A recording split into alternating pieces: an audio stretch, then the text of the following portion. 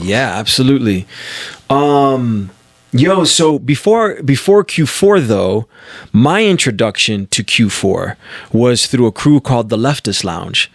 And this was led by a few folks, right? I can't name them all, but like Fausto, Jessica, Destiny, Natalie, bunch of folks were part of that Leftist Lounge. And it was very, as you can imagine, conscious driven. So there was the idea of throwing a party, and then you're surrounded with music and visuals that have to do with the resistance, right?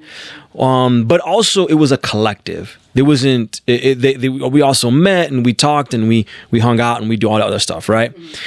Leftist Lounge is throwing a party at Q4, right? Some of the people from Leftist Lounge know some of the people from Q4.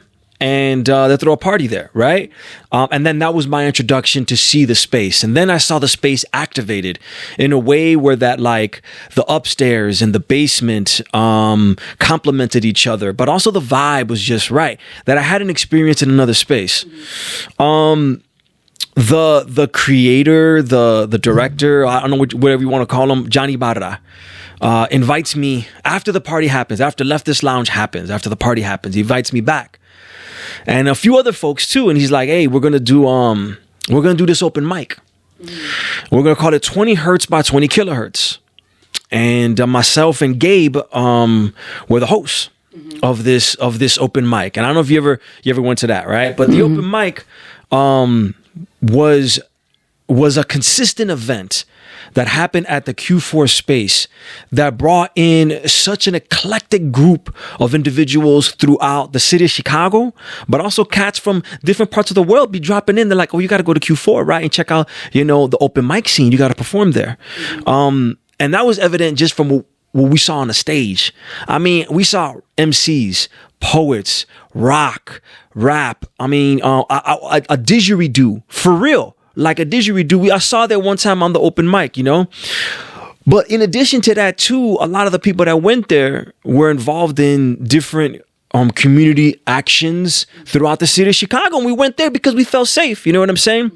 And so it was a space, too, where like, yeah, you brought your party, but there was always this undertone of activism. You know what I'm saying? Within that space. And then because what we were doing was so cool, the authorities and the government said, "You can't do this shit no more." All right. And I won't go too much into detail into that, but basically our space got shut down. And so the space was moved, right? And it was moved, and then we get to the second iteration of Q4, which is Multiculti, right? The Multiculti, which was on another floor, which also, it was just like a more maybe mature, efficient version of Q4. But that was my Q4 life. Shout out to Johnny Barra.